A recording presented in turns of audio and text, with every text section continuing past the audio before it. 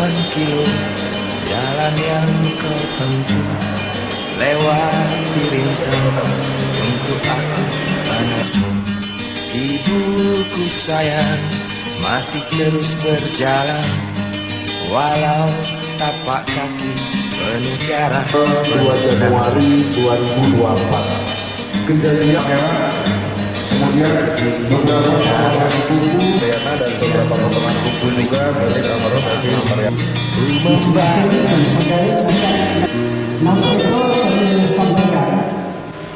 Hal ini awalnya tersangka memang tidak mengaku hingga saat ini, namun kita kedepankan scientific investigasinya, ya scientific crime investigasinya. Kita lakukan tes darah, ya, kita lakukan uji lab semuanya dari mulai kuku, batu, ya, kemudian juga psikologi forensik, sehingga dapat kita tetapkan bahwa CNM itu anaknya dapat menjadi tersangka. Kenapa tidak dihadirkan Pak tersangkanya? Ya, saat ini sedang masih lanjut pemeriksaan.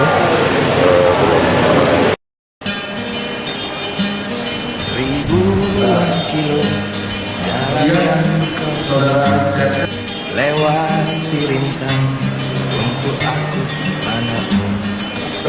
Bertanya, Saya akan masih terus berjalan, walau tapak kaki penuh darah, penuh nanah. Seperti udara, kasih yang engkau berikan, tak mampu ku membalas.